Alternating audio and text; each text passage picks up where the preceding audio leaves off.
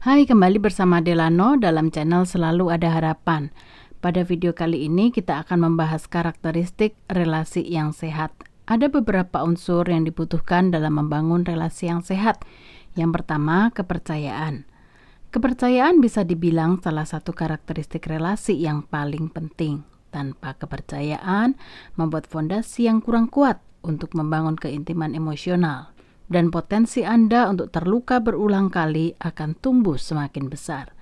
Tanpa kepercayaan, Anda akan terus-menerus tidak yakin apakah Anda dapat mengandalkan teman Anda untuk membantu Anda, dan apakah mereka benar-benar sungguh-sungguh dengan apa yang mereka katakan. Ada banyak cara untuk membangun kembali kepercayaan dalam suatu relasi.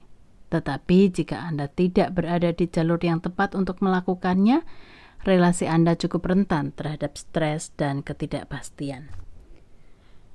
Yang kedua, komunikasi. Berkomunikasi dengan jujur dan hormat, terutama tentang hal-hal yang sulit, merupakan sesuatu yang tidak datang secara otomatis kepada semua orang. Kita mungkin telah belajar untuk menyembunyikan hal-hal yang tidak nyaman di bawah permukaan demi keharmonisan atau penampilan yang sempurna, atau kita mungkin juga tidak pernah belajar bagaimana mengakui perasaan sulit pada diri kita sendiri. Ingatlah bahwa komunikasi yang kuat dan sehat adalah sumber kehidupan yang memelihara relasi yang baik. Belajar mengkomunikasikan ide, perasaan, atau pendapat akan melatih keterbukaan dalam proses komunikasi. Yang ketiga, kesabaran. Tidak ada yang bisa bersikap sabar setiap saat.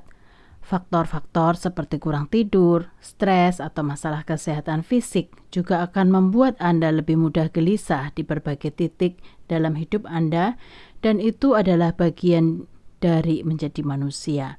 Tetapi teman dalam relasi yang sehat dan penuh kasih saling memberikan kata atau kalimat kesabaran sederhana yang memungkinkan perdamaian, fleksibilitas, dan dukungan ketika seseorang mengalami hari yang buruk atau sedang tidak dalam kondisi terbaiknya. Ketika teman tidak sabaran, mereka sering menciptakan dinamika, penghitungan, dan kebencian, di mana mereka secara mental mengumpulkan pelanggaran apa saja yang telah dilakukan teman yang lain. Kita perlu mampu menyesuaikan dengan pasang surut suasana hati teman dalam kehidupan sehari-hari dan belajar mengasihi tanpa syarat. Yang keempat, empati. Bersedia mengambil sudut pandang orang lain sangat membantu dalam banyak kasus, baik dalam mengasuh anak, menjadi teman yang baik, atau bahkan sekedar mempersilahkan seseorang berjalan di depan Anda saat di jalan raya. Tapi empati itu bisa dibilang sangat penting dengan orang yang Anda pilih sebagai teman. Dapatkah Anda benar-benar berusaha untuk mencoba memahami perspektif mereka? Bahkan ketika Anda tidak setuju dengannya, apakah rasa sakit mereka memacu Anda untuk mencoba membantu mereka merasa lebih baik? Apakah Anda merasa senang dengan kemenangan mereka? Empati sangat penting untuk cinta kasih jangka panjang.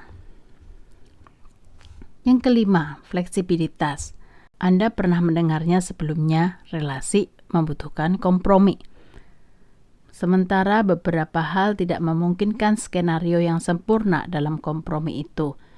Komponen kunci yang membuat kompromi yang lebih baik yaitu dengan mempertimbangkan fleksibilitas.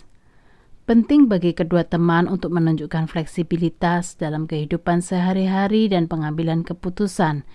Karena jika hanya satu teman yang selalu ingin dituruti, maka akan terjadi ketidakseimbangan yang akhirnya dapat menjadi racun seiring berjalannya waktu.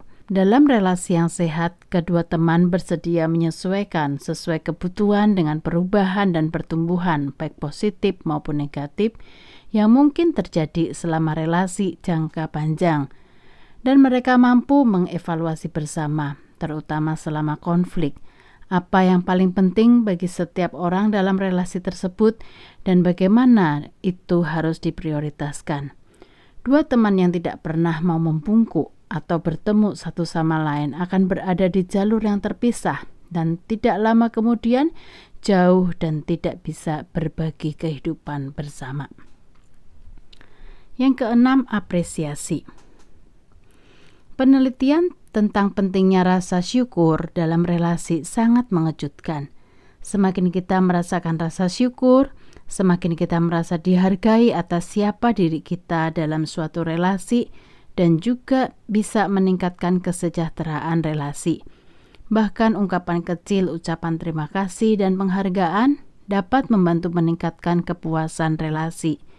Jadi belajarlah mengucapkan terima kasih untuk hal-hal kecil yang sudah dilakukan teman Anda. Oke, sampai di sini video kali ini. Yuk, coba evaluasi kembali kualitas relasi kita. Sudahkah komponen itu ada dalam relasi kita dengan sahabat atau teman kita? Salam dari Delano, dan ingat, selalu ada harapan.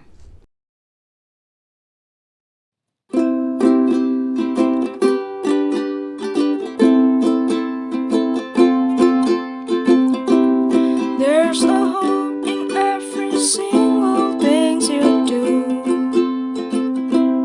There's a hope in every single thing I do.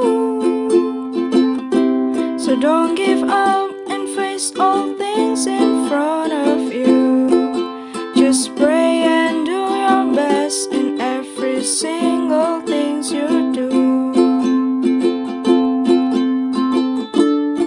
Even if you face the stormy cloud and you feel sad, lonely and down, just remember that you're not alone. There's a hope in every single thing you do. There's a hope in every single things I do.